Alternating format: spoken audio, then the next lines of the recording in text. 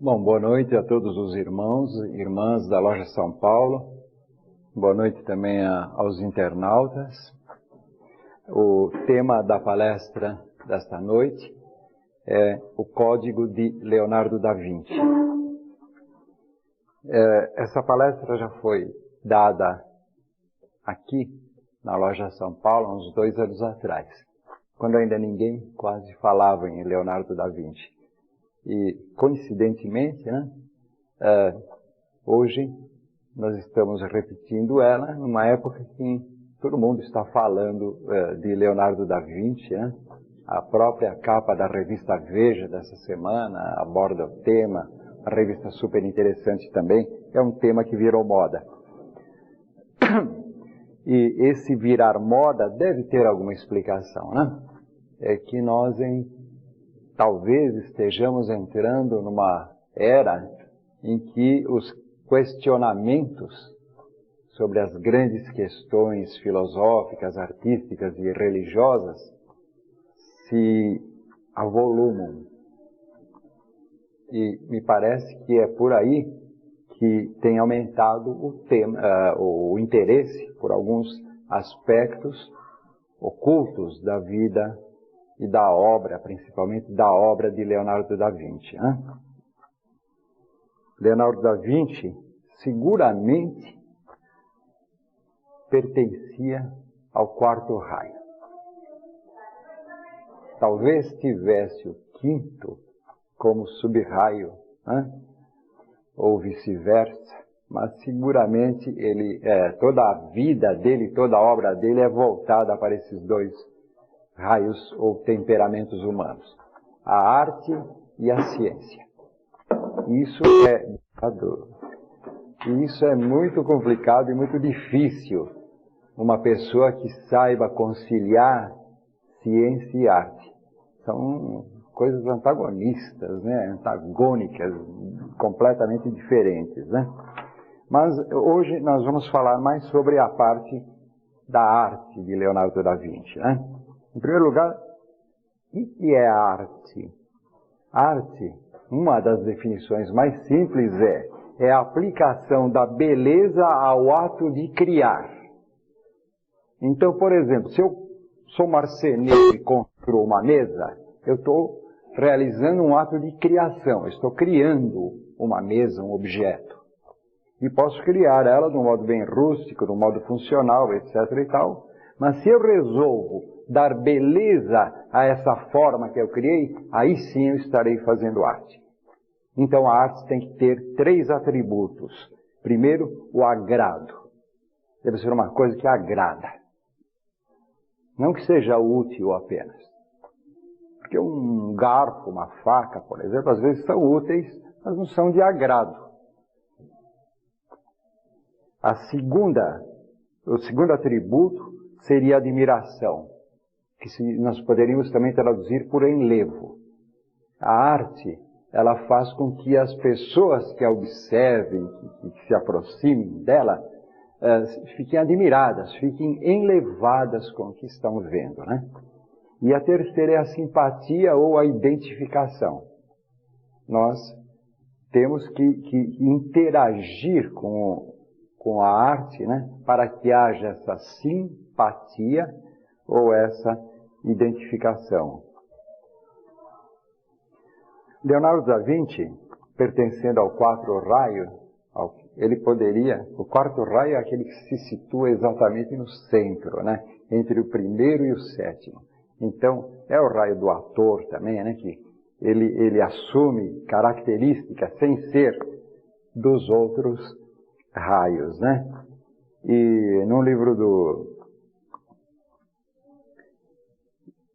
Vanderleeuw, ele fala que o artista, aquele que pertence ao quarto raio, é um dos únicos que para ele se abre a ponte de Antacarana. A ponte de Antacarana, ou de Antacarana, é a ponte que liga o espírito à matéria. Nos outros raios, por exemplo, o místico, ele tem que ir até o espírito, ele tem que ir buscar a Deus. E o artista, não. Deus vem até ele. Por causa disso, talvez os artistas sejam um pouco egocêntricos, né? E um pouco excêntricos também.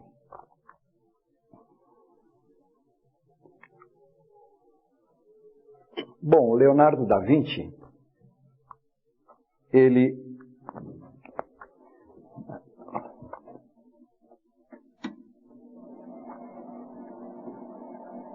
onde está aquela?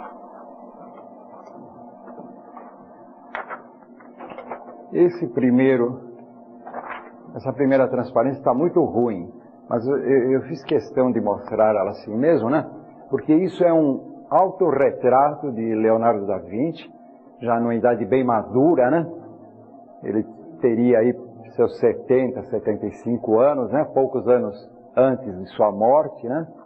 E no final da palestra, vocês vão perceber por que eu fiz questão de colocar essa transparência, mesmo ruim, pelas características faciais dele. Nós vamos falar sobre isso no final. Mas ele foi tudo aquilo que está escrito aí. Arquiteto, mecânico, urbanista, engenheiro, fisiólogo, químico, escultor, botânico, geólogo, cartógrafo, físico. Ele inventou o escafandro, o paraquedas, o isqueiro, e ele foi pintor. Todas essas qualificações relacionadas à ciência, ao quinto raio, e apenas a última, pintor, ao quarto raio, a arte. E, no entanto, ele é mais conhecido pela sua arte. E, paradoxalmente também, ele tem 4 ou 5 quadros apenas pintados, atribuídos com certeza a ele. Não existe mais do que 5 ou 6 quadros. Então ele não foi um artista que ficou o tempo todo pintando, mas quando ele pintava, ele conseguiu pintar com uma maestria tamanha que até hoje as obras dele envolvem mistérios não esclarecidos. A Gioconda ou a Mona Lisa, uma das obras-primas de Leonardo da Vinci, né? Talvez o quadro mais valioso, mais conhecido do planeta, né? Ele usou aqui uma técnica muito interessante. Às vezes as pessoas olham e dizem, mas o que tem esse quadro aí né? Eu vejo quadros muito mais bonitos. Nós temos um quadro lá, algumas pessoas podem até achar mais bonito do que esse, mais belo, né? O que tem esse quadro aqui? Então vamos ver alguns detalhes que eles têm, que ele apresenta. Se eu quero desenhar uma pessoa... Oi? Você pôr no centro, te ajuda? Não, acho que dá para todo mundo ver aqui, né? É. Não, só... Aqui assim tá bom. Obrigado. Se eu quero fazer essa pessoa olhar para o lado direito, eu ponho os olhos aqui. Eu tenho uma figura que está olhando para mim agora, né? Está olhando nessa direção. Eu posso fazer o contrário também. Fazer com que ela olhe para o outro lado. É só modificar a posição dos olhos. E eu posso fazer com que ela olhe ao mesmo tempo para todos. É só colocar a posição bem central do olho, que agora ele olha para todo mundo. Leonardo da Vinci conseguiu uma façanha que até hoje não se explica, de colocar os olhos voltados para a esquerda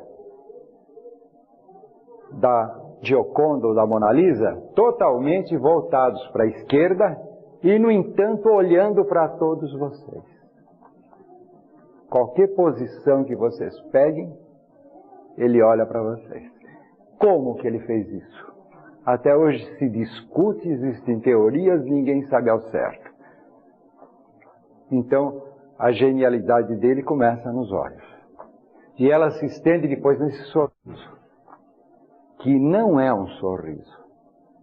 Ele conseguiu uma indefinição, uma coisa mágica, né?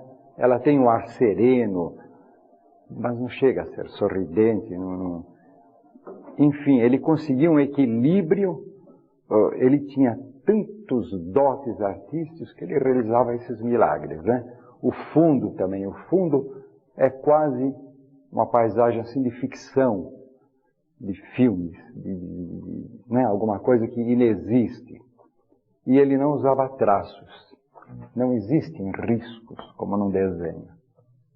O trabalho das pinceladas é tão fino que nem técnicas modernas de raio-x detectam as pinceladas dele. Então essa é a genialidade. Cara, um acréscimo aí. Pois não? Também um desnível, também naquele terreno que é daquele fundo, também há um desnível que faz com que a pessoa não consiga uma definição, porque como parece que tem uma região mais alta e uma mais baixa, a pessoa é obrigada a ficar fazendo várias focalizações diferentes para poder, e aí o quadro fica mais atrativo. Ele conhecia muito de perspectiva, né? Então ele jogava com equilíbrios diversos, né? Criando esses efeitos, né? Então é alguma coisa assim fantástica, né? Até hoje as obras dele são admiradas e reproduzidas, né? Inclusive pelo Maurício de Souza, que fez a Mônica Lisa, né? Numa série de quadros expostos na Pinacoteca, né? Então, o Maurício de Souza fazia quadrinhos. E aí ele resolveu fazer uns quadros a óleo, né? E denominou essa série de quadros de quadrões, e não quadrinhos, né? E ele pôs num deles a Mônica como a Mona Lisa. Isso daqui é só por curiosidade, né? O tema, ele vai depois se estender mais para a parte oculta, né? E até vai ter uma parte bastante polêmica. Então, a gente procura antes falar alguma coisa um pouco engraçada sobre Leonardo da Vinci para desarmar os espíritos, né? A máquina de guerra projetada por Leonardo da Vinci, né? Que não chegou a ser construída, mas existe nela uma viabilidade técnica, né? Um lançador de flechas, né? Na época se chamava besta isso daí, né? Mas é enorme. Isso daqui é um ser humano e isso daqui é o aparelho, né? E aqui uma piadinha, né? Puxa, esse tal de Leonardo podia estar do nosso lado, né? A hora que veio a primeira flecha, né? Então... Leonardo da Vinci, ele foi um filho bastardo de um notário da cidade de Vinci, né? Então ele não tem sobrenome. O sobrenome dele provém da cidade, né? É o Leonardo da cidade de Vinci. Mas o pai dele, assim que ele nasceu, tomou ele aos cuidados da família da Vinci, que era uma família da aristocracia de Florença, né? E ele foi educado, então, dentro de uma família aristocrática. A mãe era uma camponesa e ela não teve quase contatos. O filho ficou com a guarda do pai. O pai de Leonardo da Vinci, então, logo a seguir, casou com uma outra mulher, também nobre, e que deu a ele os mesmos cuidados maternos que uma mãe verdadeira ou uma mãe de sangue daria.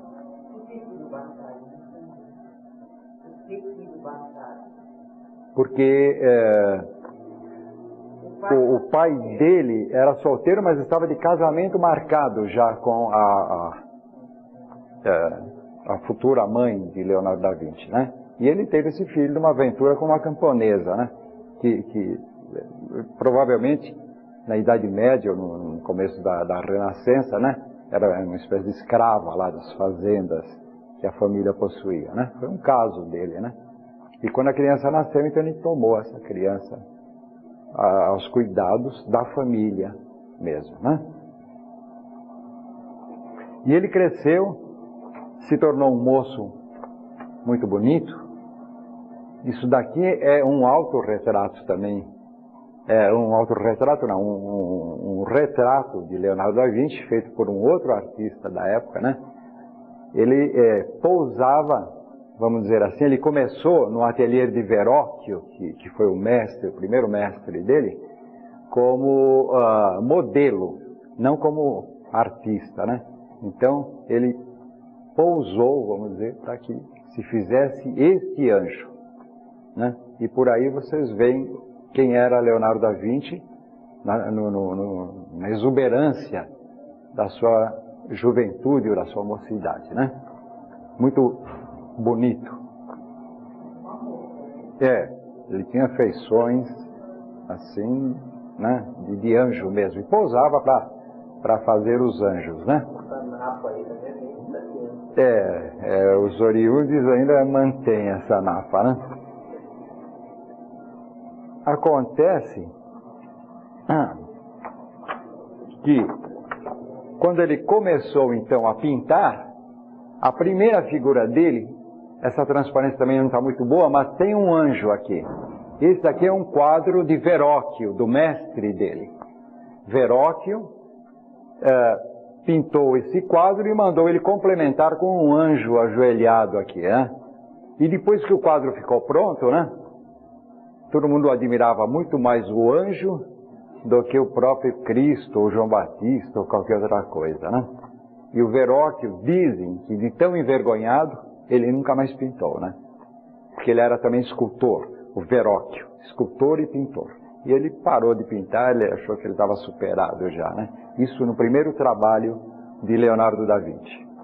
É interessante notar aqui também, vocês gravarem, que mais para frente nós vamos falar sobre isso. O batismo de Jesus por João Batista.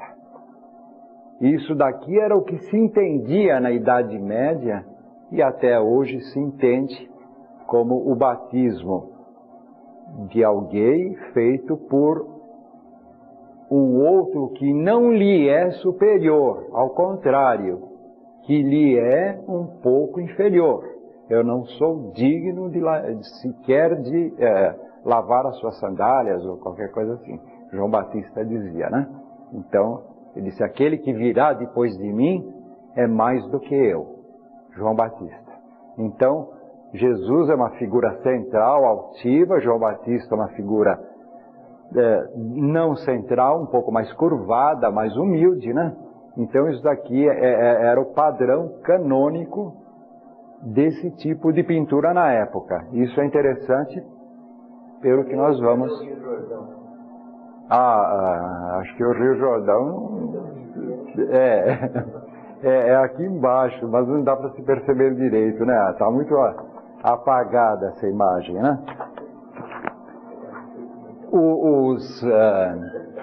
Os historiadores, Vasari, que foi o primeiro historiador que fez a biografia de Leonardo da Vinci, diz que ele era materialista e ateu, assim, ele não era ligado com nada de espiritualidade. Coisa que sempre se duvidou, porque uma pessoa que se debruçou sobre todos os aspectos de tudo, vamos dizer assim, né? Que descobriu tanta coisa, que inventou, que pintou, que se dedicou a todos os ramos do conhecimento, ele não poderia, a meu ver, nunca deixar de se ocupar também das coisas do espírito, né? E tanto é que ele sofreu alguns processos da Santa Inquisição por maus costumes. Isso daqui é tirado de uma enciclopédia, né? E aqui embaixo diz, a vida estranha e misteriosa, seu profundo saber em todas as artes granjearam a Leonardo a fama de feiticeiro e herege. O artista foi processado, mas nada se positivando contra ele, foi absolvido. Mais tarde, essas histórias foram se deturpando e começou a falar que nesses maus costumes que ele foi processado, mas eram ligados ao homossexualismo e coisa que tal, né? Mas isso eu acho que não existe, na verdade. Até porque o homossexualismo, na época, pela Santa Inquisição, não era pecado nem crime. Eles estavam mais interessados em caçar os hereges e os feiticeiros, os bruxos, aqueles que se punham contra a igreja. E ele foi processado pela Santa Inquisição, por suas tendências ocultistas.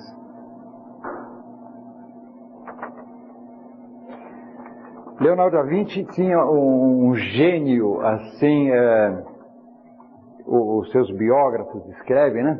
Que ele saía às vezes pelas ruas e ficava o dia todo atrás de pessoas, ou muito bonitas ou muito feias. Interessava para ele não a média, não o mediano, mas o monstruoso e o belo. Então, se ele descobria um sujeito monstruoso, ele ficava o dia todo atrás tentando desenhar. Ele queria captar essas duas faces, né? Tem coisas muito bonitas também na vida dele, como ele levou mais de 10 anos esculpindo um cavalo e um cavaleiro para uma escultura que nunca chegou a ser terminada, a Batalha de Anghiari. E quando a cidade foi invadida, Florença, por uma cidade rival, que tinha muito nessa época, essas guerras, pequenas guerras, né? Destruíram completamente a estátua dele, que estava montada ainda em argila, alguma coisa assim, para depois ser fundida, né? Estava pronta a estátua, né? E destruíram lá. E ele vendo aquilo lá. Mas esses invasores que destruíram essa estátua foram subjugados. E me parece que é o conde Ludovico, né? Lá da nobreza de Florença, que estava dirigindo o contra-ataque, quando subjugou esse pessoal que estava destruindo a estátua dele, né? Levantou a espada para degolar o camarada que tinha feito isso. E o Leonardo segurou na mão que portava a espada e disse: não, deixa ele viver. Aí ele disse: mas mestre Leonardo, ele destruiu a sua estátua, seu trabalho de 10 anos. Eu vou tentar um dia fazer de novo. Então ele tinha também uma personalidade forte, bonita, né? Ele era capaz de belos gestos. Desde pequeno, ele já demonstrava ter um grande pendor pela pintura, pela arte em geral, né? Tanto que ele se divertia, ainda criança, em pintar em telas, né? Lagartos e cobras e animais, aranhas, assim. Em algumas telas ele deixava nos cantos da casa e diz que as pessoas se assustavam quando viam tamanha a realidade. Hoje para nós é um pouquinho difícil entender isso, porque nós estamos acostumados com livros, gravuras, imagens, computador, mas naquela época que não havia essa produção, então realmente devia ser assustador você ver uma cobra, né, em cima de um papel, né, bem desenhada, assim. A época era outra, né? A iluminação também era precária também. Iluminação precária, enfim, as outras condições, né? E ele sempre foi, o Leonardo, muito instável também. Ele nunca conseguiu terminar um trabalho, fazer outro, se organizar na vida, né? Mal ele conseguia fazer um esboço, é isso que eu queria, ele já abandonava o projeto, já ia pensar em outras coisas, né? Tanto que até existe uma piadinha, né? Que aí são as pessoas a quem ele prometeu fazer quadros ou artes, né, que estão cobrando ele. Ei, Leonardo, quando você vai terminar o quadro da minha esposa? O outro está dizendo: você não vai acabar a pintura da nossa igreja? O outro: se você não começar o meu retrato, eu vou pedir para o Botticelli, que era outro artista famoso da época, né? E ele diz: calma, atenderei a todos, assim que descobrir como voar. Voltem daqui a 3 ou 4 anos, né? Então, ele era realmente assim. E agora nós vamos deixar um pouquinho de lado o Leonardo da Vinci, né? E vamos tentar voltar a uma época bem anterior a Leonardo da Vinci, né? No ano 0 da era cristã, quando viveu na Terra, né? Passou por essa Terra, um homem chamado Jesus, né?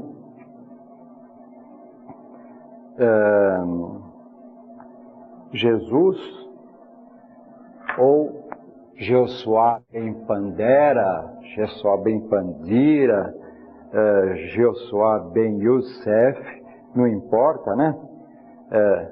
Alguns chamam ele de Issa também, né? É o nome hindu de Jesus, né? Que para alguns ele foi o avatar da era de Peixes, né? Da era de Pisces. Para outros ele foi um enviado da grande fraternidade branca. Para outros ainda ele foi o Filho único de Deus. Não importa. Ele deixou uma mensagem bonita. Jesus esteve no Egito. Isso é narrado nos próprios evangelhos, né? A fuga para o Egito, logo de criança. Provavelmente ele viveu entre os essênios, ou conheceu os essênios, ou participou dos essênios, né? João Batista, que era primo dele, também fugiu para o Egito na época, né? E também provavelmente conheceu muita coisa por lá, né? E depois de um período do qual se conhece muito pouco sobre Jesus, se fala que ele discutia com os doutores do templo, né? E que depois, mais tarde, ele expulsou os vendilhões do templo. E eu acho que alguém para expulsar os vendilhões do templo tem que ser um rabino. Porque ninguém pode chegar num templo, né, e se arvorar uma autoridade para expulsar alguém daquele templo se ele não pertencer ao templo. Então, naquele fato de Jesus expulsar os vendilhões do templo, fica mais ou menos claro que ele era um rabino judeu. Bom, mas aos 30 anos, então, ele vem à cena, né? Ele resolve vir a público, né? E o primeiro ato público dele é justamente o batismo, né? Ele vai para ser batizado com João Batista. Aí ele recebe a iluminação do Espírito Santo. Ele prega durante 3 anos, aproximadamente, a sua mensagem, né? Uma mensagem sublime. E depois, alguns afirmam que ele morreu na cruz. Outros dizem que ele foi para a Índia, que ele fugiu. Outros dizem que Jesus também não existiu, porque não existe realmente prova documental da existência de Jesus. Nenhuma. Existe uma citação no Talmud, né, que é o livro dos registros das tradições judaicas, mas há muitos anos antes de Jesus, um homem lá que se rebelou contra o Sinédrio e tudo mais. Então existe, tudo muito envolto em lendas e em mistérios. Alguns dizem que ele morreu com uma idade avançada na Índia, e tem, né? Eu já vi fotos de um monumento onde, sob o nome de Issa, né, diz que é o túmulo de Jesus. Mas nós não estamos aqui para discutir esses problemas, né? A própria cruz também, que foi o símbolo depois adotado pela cristandade, porque ele morreu na cruz, né? Parece ser alguma coisa bem mais antiga, né? Já existia no Antigo Egito, já existia em outros povos, né? E tem outras significações, né? Os Rosa Cruzes, se não me engano, dizem que é o homem saudando o sol, né? Então a projeção, ou a silhueta, forma a cruz, né? Existe a cruz ansata do Egito. A cruz pode ser um símbolo também dos 4 elementos da materialidade. A cruz ansata está lá no centro, né? E em torno também da figura de Jesus, então, se criaram vários mitos. Ele nasceu no dia 25 de dezembro, por exemplo, que é um dia muito próximo do solstício, né? Solstício de inverno lá no hemisfério norte, né? E, portanto, o período da renovação do nascimento do Sol Invictus, como os romanos chamavam, né? O ressurgimento do ciclo da vida, né? Dizem que ele nasceu numa gruta, né? Isso também me parece ser lendário. Parece que a família de Jesus era bem situada, não era uma família tão pobre quanto a igreja quer nos mostrar, né? Dizem que ele nasceu de uma virgem, isso também é contestado, né? E às vezes é visto com uma certa simbologia, né? Que ele teve o rosto impresso numa toalha, né? A toalha de Verônica, né? O episódio de Verônica, mas o próprio nome Verônica já trai a história, né? Porque Verônica significa vero icon, ou verdadeira imagem, né? Então Verônica não existiu. A palavra Verônica surgiu depois, em torno de uma lenda, de uma imagem do rosto de Jesus que ficou marcada durante seu flagelo. Oi? Não está em nenhum texto bíblico. É uma lenda que surgiu depois. Então, muitas lendas, muita coisa sobre que ele tinha 12 discípulos, né? É um número cabalístico, né? Também. Então, é um número para se desconfiar, né? Portanto, um número simbólico, né? Provavelmente ligado à astrologia ou alguma outra coisa assim. E todos afirmam, ou quase todos afirmam, que ele foi celibatário. Que Jesus não se casou, não tinha casos com mulheres nem nada, né?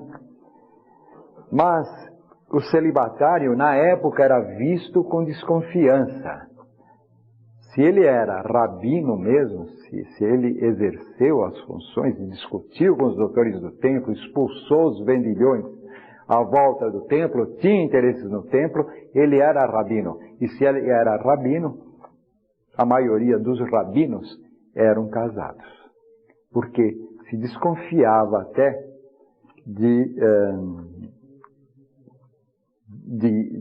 alguém que não o fosse, né? E parece que entre os seus discípulos, ele também tinha mulheres. Tinha discípulos e discípulas. E entre elas, Maria de Madalá, da cidade de Madalá, ou Maria Madalena. Bom, eu só queria interromper agora um minutinho para explicar que eu estou procurando dar uma visão do entendimento que hoje se faz da obra de Leonardo da Vinci. Essa visão não é minha, a minha visão não tem nenhuma importância, né? Porque eu sou apenas um transmissor de uma visão de alguém, não é? Eu não pesquisei, eu nunca estive lá em Jerusalém e eu não vivi na época em que Jesus viveu. Então, o que eu quero transmitir é uma visão, né? Que se pelo menos nessa encarnação, né? Em outras, provavelmente, eu estava com o chicote lá batendo nele. Então, não é a minha visão pessoal. Por favor, me entendam direitinho nisso daqui. Segundo alguns evangelhos apócrifos, que evangelhos apócrifos são aqueles que não são aqueles 4 que a Bíblia adota, que a igreja adota, né? O evangelho de Mateus, Lucas, João e Marcos, né? São outros evangelhos, né? Então, esses são porque eles obedecem aos cânones, aos padrões do ano 300, quando foi estabelecido que aqueles seriam certos e os outros os errados, né? Então, segundo alguns outros evangelhos, Maria Madalena era a apóstola, boa noite, a apóstola das apóstolas, aquela que Jesus mais amava. Deixa eu só repetir a observação que eu fiz para vocês que estão chegando agora. Eu estou dando uma visão do entendimento da obra de Leonardo da Vinci, né? Ou seja, a interpretação da obra de Leonardo da Vinci por alguns autores, né? E não reflete tudo que eu estou falando, a minha visão pessoal. Então eu digo isso só porque senão pode parecer até um pouco escandaloso para algumas pessoas, né? Então, segundo esses evangelhos apócrifos também, ela era a apóstola dos apóstolos, aquela que Jesus mais amava e que beijava na boca. Alguns interpretam beijar na boca como uma metáfora, né? Apenas como transmissão de sabedoria, né? E fica a polêmica e a dúvida, né? A igreja, com o tempo, procurou eliminar Maria Madalena da vida de Jesus, né? Separar ela. Depois até transformou ela em santa e durante muito tempo fez dela uma prostituta. Então, na própria história da Igreja Católica, ela foi desde prostituta até Santa Maria Madalena.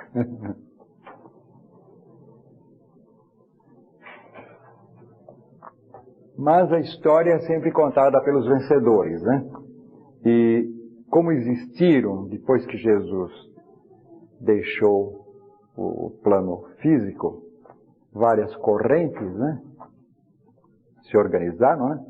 Os gnósticos, teve várias seitas, né? Vamos dizer assim. A igreja de João, os joanitas.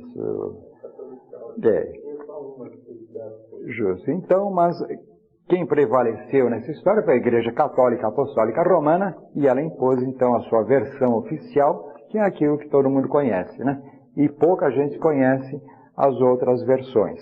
Por exemplo, da Igreja de João Batista, e que alguns falam da Igreja de João Batista e de Maria Madalena, surgem algumas, como foi uma igreja que não obteve a supremacia, teve que ficar então nas sombras, né? Meio escondida, né? E talvez acabou se aliando ou se transformando numa sociedade semissecreta, que provavelmente deve ter existido. Alguns chamam de monastério de Sion. Provavelmente também é dessa linhagem que partem os templários e acaba desembocando na maçonaria e em coisas mais modernas. Por que nós dizemos isso? Os templários, eles se dizem cavaleiros de São João. Os templos que eles construíram eram todos dedicados a São João, ou quase todos. Não houve nenhum templo construído pelos templários dedicado a Jesus Cristo. Na ordem dos templários e na maçonaria, Jesus Cristo não é citado. Oficialmente não. Se cita São João, mas não se cita Jesus Cristo. E isso é estranho. São João Batista. Posteriormente também houve uma confusão, né? Porque São João Batista é evangelista, né? E hoje em dia se briga por dizer qual dos dois São João era. Mas claro que era Batista. Porque o Batista era mestre. E o outro era discípulo. E essas ordens secretas, elas valorizam o mestre e não o discípulo, né? Os templários veneravam uma cabeça cortada, né? Ou decapitada, né? Que a igreja apontou na Santa Inquisição como Bafomé, né? Mas bem que poderia ter sido essa cabeça, a cabeça de São João Batista, né? Que ele foi decapitado e a cabeça dele apresentou uma bandeja para Salomé. Então, são fatos sobre os quais se precisa pensar, pesquisar, né? Ou tentar entender, né? Na maçonaria também, as lojas maçônicas são chamadas de lojas de São João, de onde você veio. São João é o padroeiro da maçonaria. E Jesus também, na maçonaria, ele não é criticado, mas é ignorado. Segundo alguns, aquelas colunas que tem na maçonaria, né, JB, tem a ver com João Batista. Não vamos entrar nesses méritos, eu estou apenas expondo, né? Outros dizem que é do Velho Testamento, né? Mas não se sabe, ninguém sabe ao certo nada disso daqui, né? Bom, vamos analisar os outros fatos, então, referentes a João Batista. Seria ingênuo imaginar que João Batista fosse só aquela voz que clama no deserto, né? Um sujeito sozinho, solitário lá no deserto. Ele tinha discípulos. E isso no próprio Novo Testamento, no oficial dos 4 evangelistas, fica claro que até quando ele está preso lá, né, os discípulos de João Batista perguntam para se Jesus era realmente o enviado. Então os discípulos, ele tinha discípulos. Esse batismo era uma das cerimônias que ele realizava dentro de alguma coisa que a gente poderia chamar de religião ou seita, ou uma ordem ou um conhecimento. A verdade é que ele tinha discípulos. Ele tinha uma diferença de quantos anos, mais ou menos, da Se eles eram primos e os dois fugiram juntos para o Egito, né, porque o imperador romano tinha dado ordem de que matassem todas as crianças lá de judias, né? Então eles deviam ter uma idade aproximada. Com certeza ninguém sabe, né? Bom, ele tinha seguidores, então, antes de Jesus aparecer e ser batizado. Ele já tinha a sua seitazinha particular. E me parece que entre esses seguidores estaria também já na época Maria Madalena. Bom, quando o João Batista foi decapitado, logo depois, no Novo Testamento, acontece o episódio seguinte, imediatamente seguinte, é o Sermão da Montanha. Então, alguns interpretam o Sermão da Montanha como sendo uma tentativa, após a morte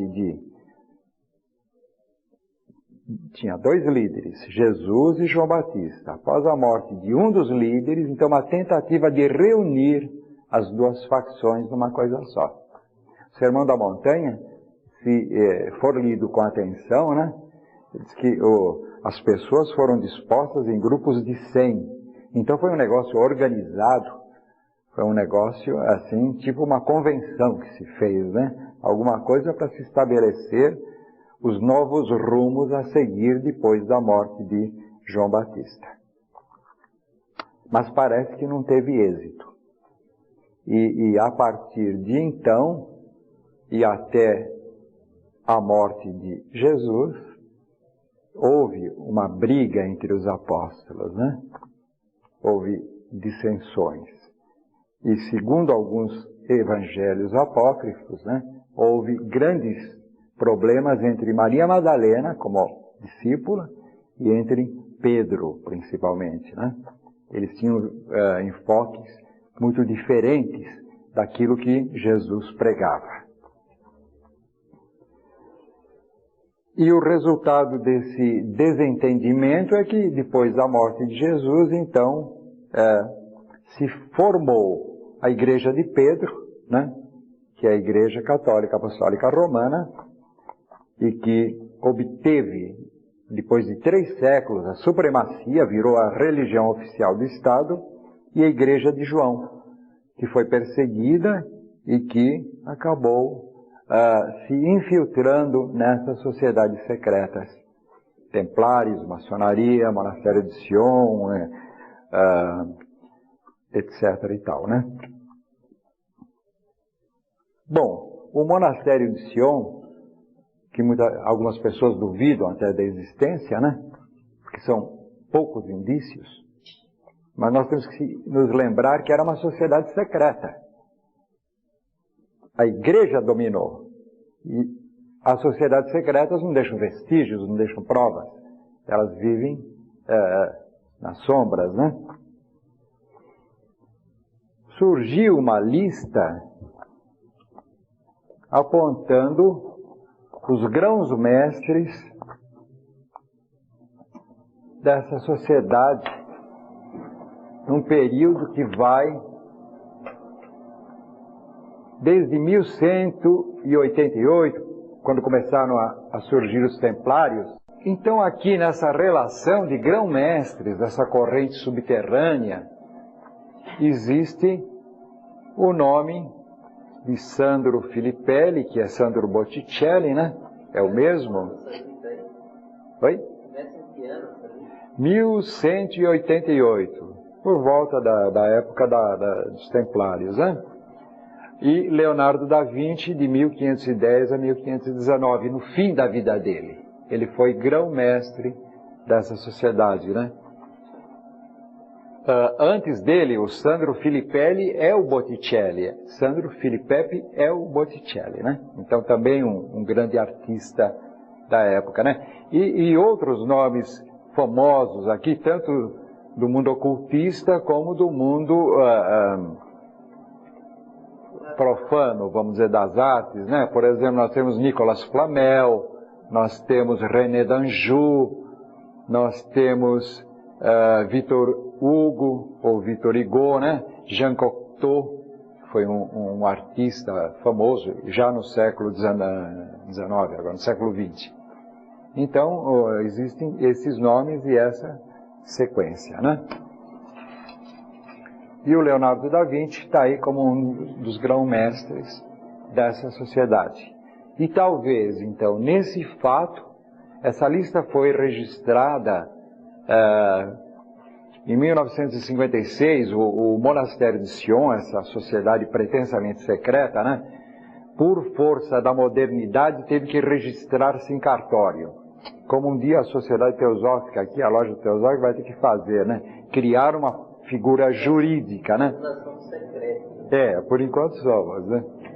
E então, a partir porque hoje em dia não dá para ter uma sociedade secreta, né? Precisa ter CEP, telefone, paga aluguel, um imposto de renda quer saber o que se faz, né? A prefeitura, o IPTU. Então, quando foi regularizada essa sociedade secreta, né? Surgiram esses dados. E a partir daí os pesquisadores começaram a se interessar por esses fatos, né?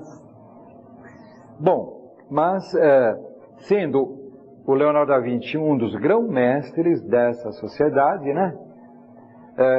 Então aí a gente procura agora, através da arte dele, ver alguns indícios de como era o pensamento dele e dessas sociedades, para tentar voltar até a época de Cristo e ter um entendimento adicional sobre todos esses fatos.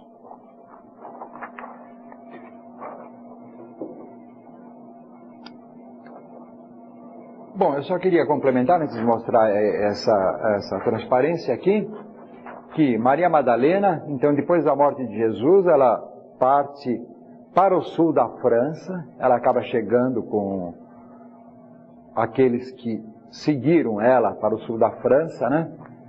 E lá é onde, 10 séculos depois, né, acontece a primeira cruzada interna da Igreja Católica, que vai lá e dizima todas as pessoas que viviam no Languedoc, no sul da França. Por que essa cruzada? A igreja diz porque eles eram hereges, eles professavam crenças não condizentes com a doutrina católica e mandou dizimar todos eles. O que eram essas crenças? Ninguém sabe, foram todos dizimados. Mas a própria arte, os próprios vestígios arqueológicos da época dão indicações. E até hoje diz-se que nessas regiões acontece, ainda existe aquele culto a Maria Madalena, aquele culto aquele cristianismo não oficial. Isso daqui é uma igreja dessa região.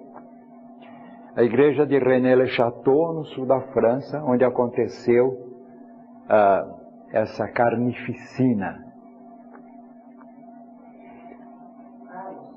Uma retomada. Ela era, com a morte de Jesus, ela vai para a França e Pedro vai para Roma. Mais ou menos isso. A igreja católica, então ela segue Jesus, não é João Batista, é isso? Ela não segue João Batista. Ela tinha sido discípula, provavelmente, de João Batista. Que João Batista não era cristão. Isso é fácil de compreender, né? Se ele já pregava, se ele batizava, e o Cristo veio e foi batizado por ele, é porque ele não era cristão, né? Então ele devia ter um sistema filosófico, né? Maria Madalena devia conhecer ou ser adepta desse sistema, né? Depois da morte do Batista, Jesus tenta arrebanhar todo esse pessoal, mas ela começa a brigar com o Pedro, né? E depois da morte de Jesus, então eles se separam. Pedro vai e cria a igreja dele, e ela, minoritária, vem para o sul da França e fica um negócio meio secreto, meio escondido, né? Mas as ideias dela, de lá, então, do sul da França, por exemplo, isso daqui é uma pintura dessa igreja antiga, uma pintura antiga, e mostra o batismo de Cristo. Só que Cristo aqui, ele está numa posição inferior a João Batista. Se lembra do cânone que eu apresentei no começo? O João Batista se inclinando, o Cristo altivo, né? E sendo batizado, é o principal, né? De acordo com toda a nossa tradição. No sul da França, não. Então eles dão indícios aqui de quem eles realmente seguem.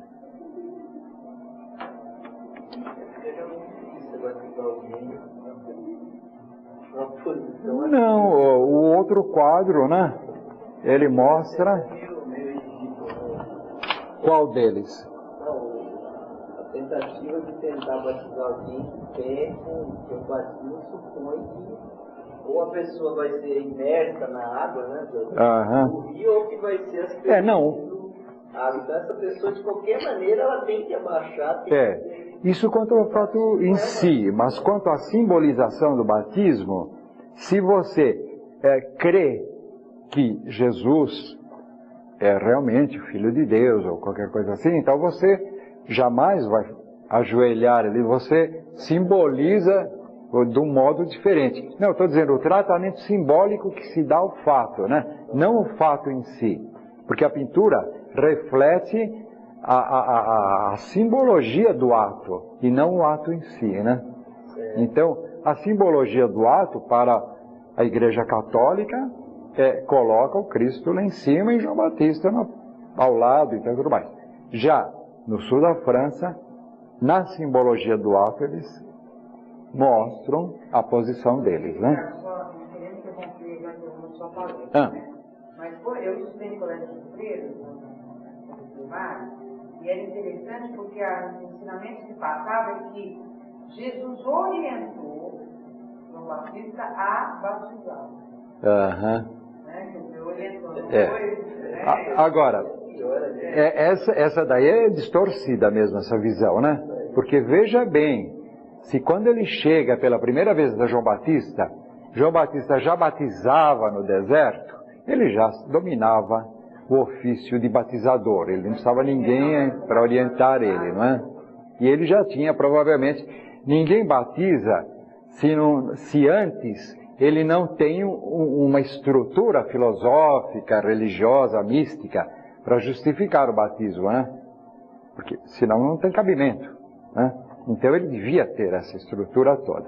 A própria palavra batismo, que você for analisar, ela está usada, nós que somos latinos, a nossa língua latina, está ligada a João Batista, mas, por exemplo, em inglês, ainda não se usa, não existe um termo ligado a João Batista, mas sim é cristianizar. A palavra em inglês para batismo, atualmente, é christening. Ou seja, é cristianizar ou fazer a pessoa entrar na igreja. Nós aqui mantemos essa tradição que realmente o batismo ligado a João, o Batista que batizou Jesus. Justamente. O Sermão da Montanha, a primeira aparição pública oficial, né? Não, foi o evento imediatamente posterior à decapitação de João Batista. Mas ele então já pregava, já pregava antes do seu batismo. Não. Veja bem, no começo dos evangelhos, Jesus é batizado. Agora, depois tem a decapitação de João Batista, posteriormente, e o primeiro evento depois da decapitação de João Batista é o Sermão da Montanha. Então, alguns autores, alguns estudiosos fazem essa ilação. Ele foi decapitado, os discípulos dele ficaram acéfalos, e então Jesus fez o Sermão da Montanha na tentativa de organizar o rebanho, né? Bom, então, vamos ver na obra de Leonardo da Vinci, né? Que ele viveu lá mais ou menos no sul da França, Florença, Itália, sul da França, tudo por ali pertinho, né? Então ele deve ter tido uma influência de toda essa temática, de toda essa discussão.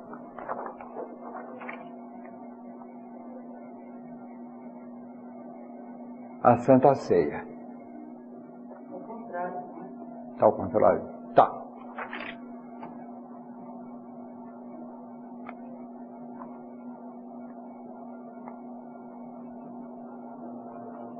Então, nós em primeiro lugar, vemos uma figura central, Jesus, com as mãos, como querendo demonstrar no quadro, né, alguma coisa, né, querendo apresentar um fato.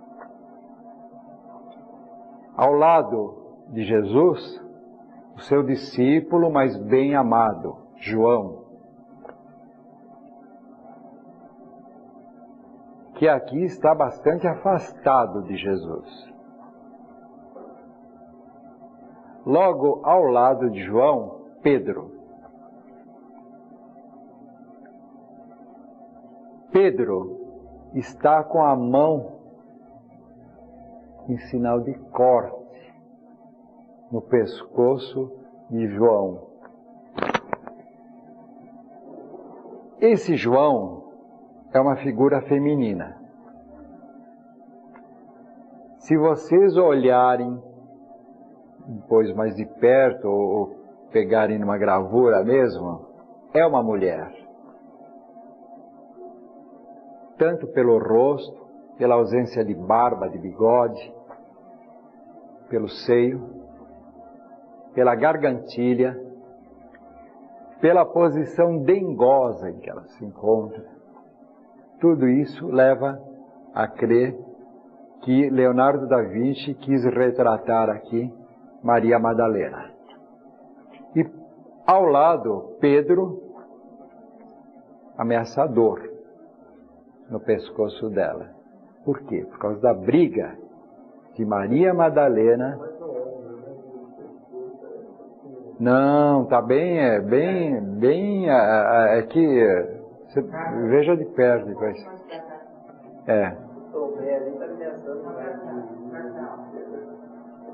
Oi? Aqui assim? Tá bom.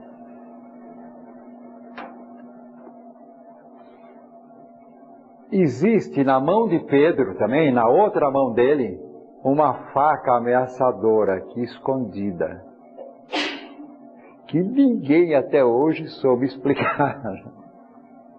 E talvez essa visão possa trazer algumas explicações. Ele está ameaçando com o dedo e com a faca aqui atrás, né? Então tudo isso é simbólico, é alegórico, tem que ser entendido assim, né? Leonardo da Vinci, ele se autorretratou, como ele sempre fazia, nos quadros dele ele também aparece, né? Eu vou passar aqui, ó. Ah, tá bom. E Leonardo da Vinci é este. Ele é o único que está dando as costas a tudo isso, né? Meio propositadamente, ele está conversando aqui, mas completamente de costas, meio alheio, que nem dizendo que Leonardo da Vinci. Outra coisa muito interessante na obra de Leonardo da Vinci,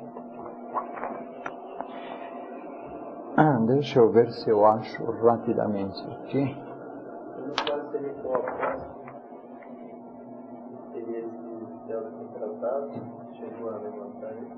Eu tenho aí, eu posso ver daqui a pouquinho.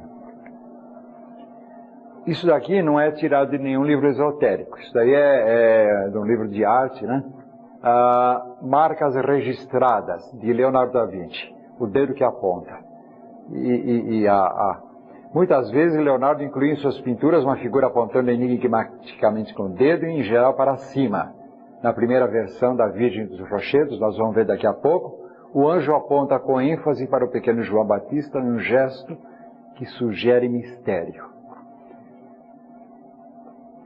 Esse dedo, ele é uma espécie de marca registrada e ele indica algumas coisas. Então aqui nós temos esse apóstolo, não me lembro o nome também, Tomé,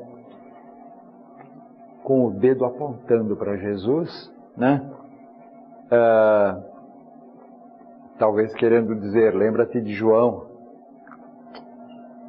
Enfim, se nessa Santa Ceia foi o ritual do pão e do vinho, o Leonardo também não pôs o pão e o vinho em frente do mestre.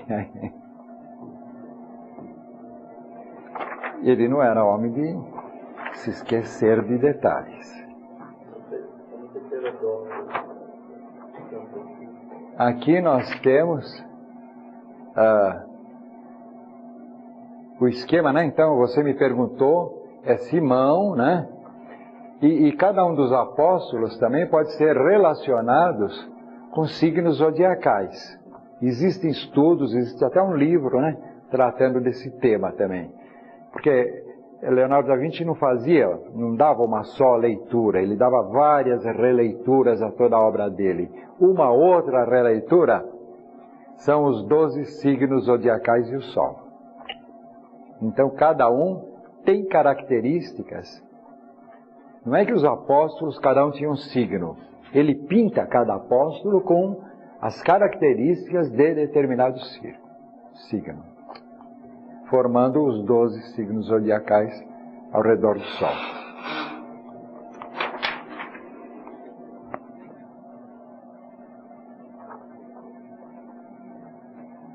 Esse quadro aqui, que foi inacabado, e está desse jeito mesmo, né? Só tem um pouquinho mais de cor.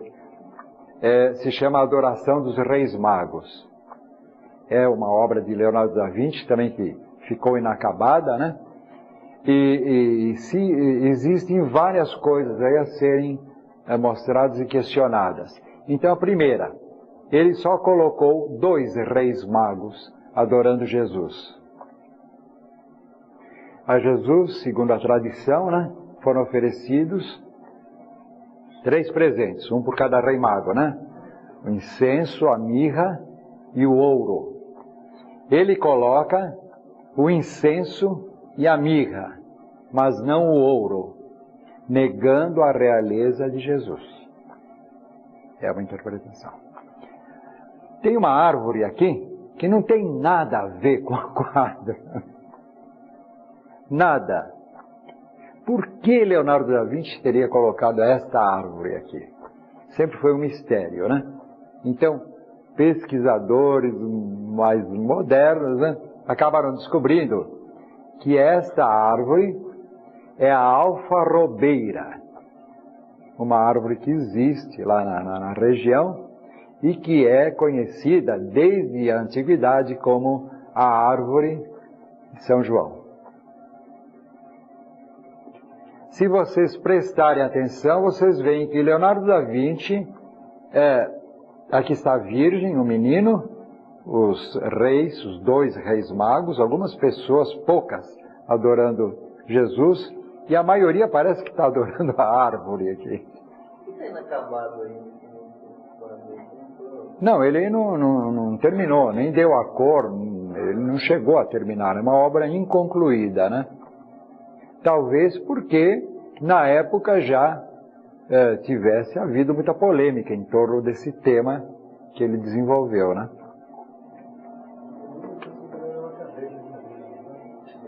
Oi? Aqui? Aqui? Não, ele está recebendo do mago ajoelhado a mirra.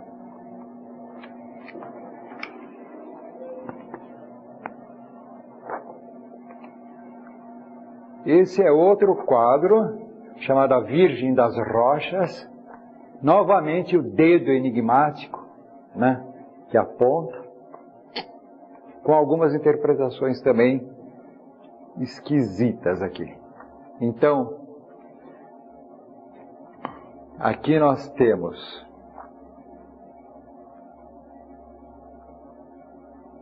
Maria, a mão dela seria a mão que abençoa, né?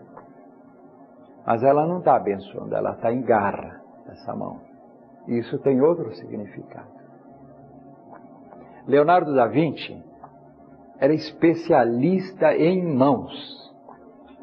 Se ele quisesse fazer uma mão que abençoa, certamente ele teria conseguido. Vocês podem notar que essa mão é a garra, né? A mão de quem afasta. Ele coloca o menino Jesus, embora numa posição mais alta do que João Batista, são os 2 primos da infância, como aquele que recebe a bênção e João aquele que abençoa. O anjo com sinal de corte. Tem sinal de decapitação, né? Como querendo prever que ele seria decapitado. E aqui, entre a mão de Maria e o dedo do anjo, cabe exatamente, ele deixou um espaço escuro, onde caberia exatamente uma cabeça decapitada, né? São alguns dos mistérios da obra de Leonardo da Vinci. Isso aí, qual é como chegar à conclusão que são 2 crianças aí? Que o de cá não poderia ser o de lá, João Batista.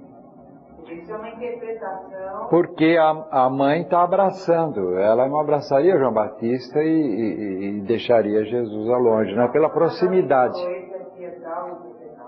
Não. Ele só pintou e deu nome. Não, isso é interpretação, né? Porque é mais lógico você achar que ela está abraçando o filho, né?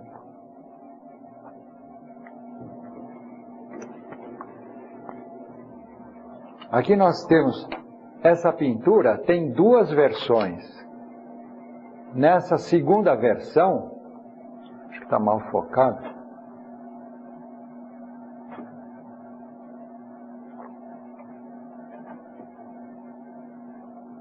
Nessa segunda versão, o anjo não está com o dedo em corte, né?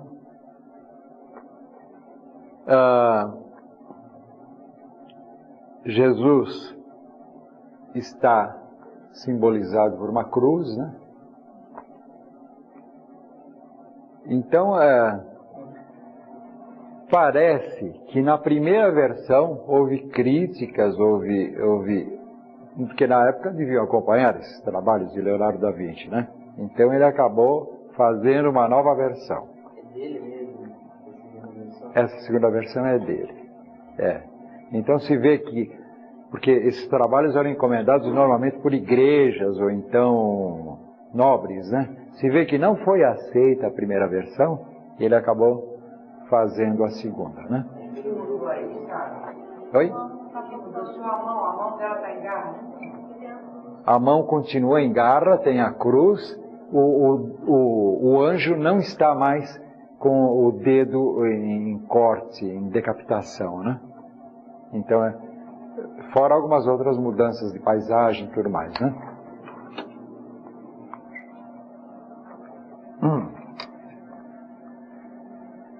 Isso daqui é a capa de um manifesto Rosa Cruz, de cerca de 200 ou 300 anos atrás. E então, para aqueles que falam que esses fatos agora estão sendo inventados e tudo mais, né? Já nessa revista Rosa Cruz, muito antiga, né? Aparece aqui um cavaleiro templário, né? E Leonardo da Vinci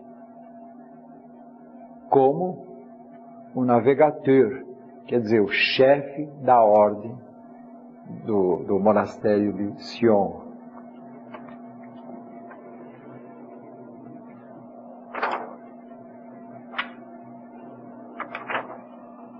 Bom, o tempo está passando, então eu queria falar também rapidamente sobre o Santo Sudário, que é outra coisa que se relaciona com...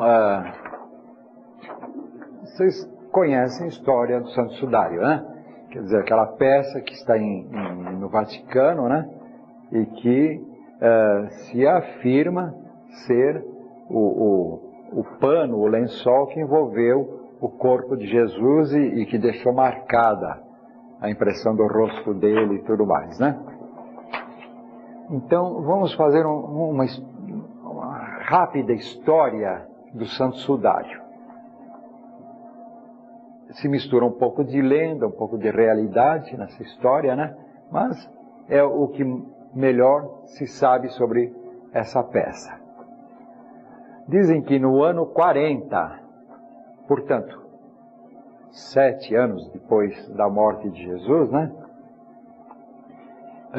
Tiago, um seu apóstolo, né? Ele estava com a posse dessa peça. E que o rei Abigar V, de uma cidade chamada Edessa, lá no Oriente, perto de Jerusalém, né? Teve um filho que ficou muito doente e já se tinha notícias de que essa peça, esse manto de Jesus, estava fazendo milagres. Então o rei mandou chamar esse apóstolo, né? Que ele estava com o filho muito doente, para ver se ajudava em alguma coisa. Tiago foi lá, levou a peça, né? Rezaram, fizeram os rituais lá em cima da peça e milagrosamente o filho do rei se curou, né?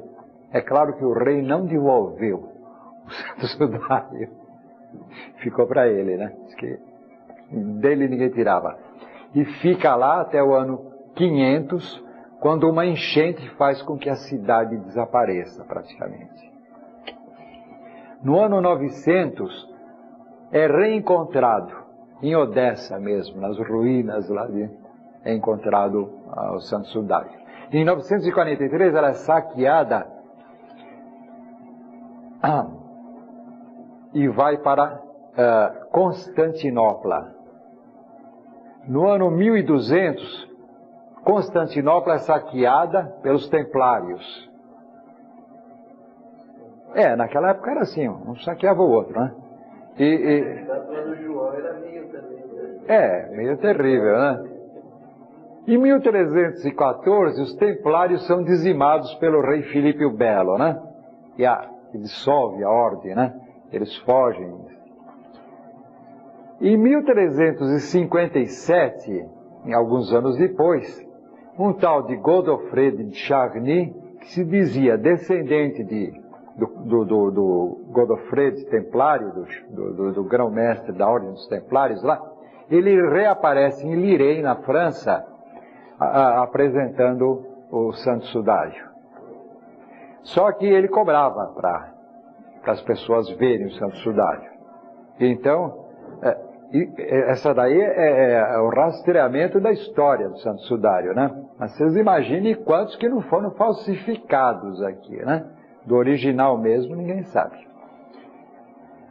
Em 1464, a filha desse tal de Godofredo aqui, né? Quando ele morre, ela doa essa peça para a casa de Savoia, a alta nobreza da Itália, ligada com Florença, com Turim. Em 1498, alguns anos depois, em Turim, Leonardo da Vinci é convidado para remodelar esse castelo.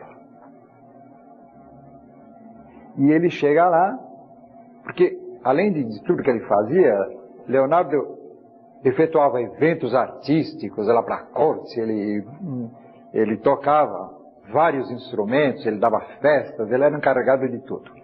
Então, na remodelação do castelo, ele deve ter encontrado essa peça aí, né? E que não deve ser a original ninguém sabe se existiu mesmo, e se existiu, onde está. Ele encontrou uma peça falsificada aqui, e provavelmente deve ter dito, eu faço melhor. E o que ele fez? Ele jogou fora aquela peça, provavelmente. Leonardo da Vinci, por essa época, também ele pesquisava técnicas de cristalografia, de deposição de sais de prata. Princípio, tanto que a ele se atribui como sendo o precursor das máquinas fotográficas, da fotografia, né? Então, fazendo algumas experiências com o próprio rosto e tudo mais, né? Ele imprimiu numa peça de linho medieval o seu rosto, né? E essa peça fica nesse castelo até 1983, agora, 1983, aí, quando morre o rei Humberto.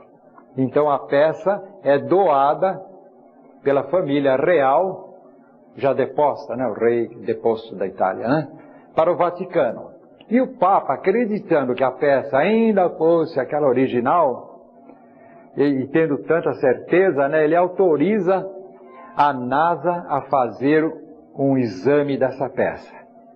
E a NASA examina pelo método de datação do carbono 14, né, e chega à conclusão que esse linho é medieval, portanto, mais ou menos da época em que Leonardo da Vinci cruzou com essa história, né? A datação do carbono 14 pode parecer muito complicada, mas é bem simples. Nós temos 3 tipos de átomos com carbono, né? É o C12, C13, carbono 12, 13 e 14, né? O 12 e o 13 são estáveis. O 14 é radioativo, existe na atmosfera e ele vai perdendo a radioatividade com o passar do tempo. Então, o linho é construído como uma planta. Uma planta respira. Se uma planta respira, ela absorve da atmosfera esse carbono 14. A hora que a planta morre, ela não respira mais. Então, aquele carbono 14 não entra novo carbono 14 na estrutura da planta, certo? Porque entra pela respiração. A planta, parando de respirar, fica aquele carbono 14 e a partir daquela data ele começa a deteriorar. Então, você pegando uma peça, vendo a proporção de carbono 14 que tem, dá para saber o ano em que veja bem, o ano em que a planta deixou de viver. A planta que fez o linho. que deu o linho.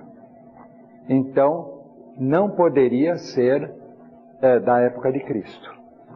Foi determinado que é da Idade Média, certo?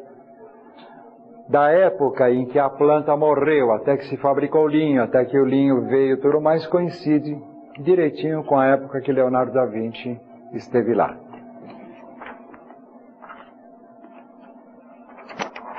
Esse é o Santo Sudário, né? E essas duas linhas aqui não são defeito de transparência, não. Parece que Leonardo da Vinci propositadamente marcou o corte no pescoço aqui para se relacionar com toda aquela história de São João Batista, de Bafomé, dos Templários, né, da decapitação. Isso daqui não é defeito de imagem, não. Existe no Santo Sudário essa marca no pescoço. Se vocês compararem aquela figura inicial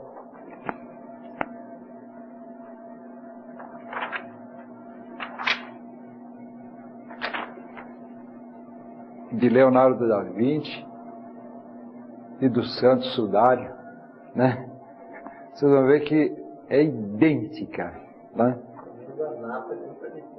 Não, tudo. E isso daí, a comparação que vocês fazem agora é empírica, mas isso já foi comparado por meio de processos mais sofisticados, né? Bate, tudo.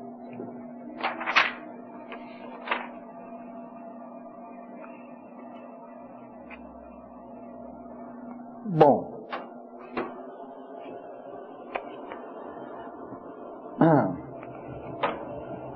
só algumas conclusõezinhas finais. Então, a primeira delas, né? A gente não pode confiar em peças antigas, né? E querer dizer que são autênticas, né? Porque sempre se está arriscando a jogar todo o prestígio em cima de uma coisa que pode ser desmascarada, né? Isso daí eu vejo uma tendência, às vezes, em muitos lugares, né? Inclusive, me parece, até na Sociedade Teosófica, né? Nos museus lá de Madras, né? Então, é preciso muito cuidado sempre, quando se afirma que uma peça pertenceu a tal pessoa. Em segundo lugar, é uma visão histórica, tem interesse artístico e histórico. Só isso. Não é a minha visão pessoal. O que importa de tudo isso? Não importa se Jesus era casado, se não era, se ele era filho único de Deus, ou se Deus teve mais filhos. Não importa nada disso. O que importa da vida de Jesus e dos evangelhos que nos foram legados são os ensinamentos dele. Sabe? Que ele dizia, né? Que a sua mão esquerda não saiba o que a direita faz, amai-vos uns aos outros como eu vos tenho amado, né? Oferecer a outra face. Enfim, é a filosofia dele. E as pessoas brigam até hoje, se degladiam e se matam para saber se ele nasceu de uma virgem ou não nasceu de uma virgem. Coisas que não têm a mínima importância, nem é importante saber se ele realmente existiu ou não existiu. É um fato histórico apenas. O que importa é uma filosofia que foi trazida e que nós devemos tentar conhecer, respeitar e obedecer.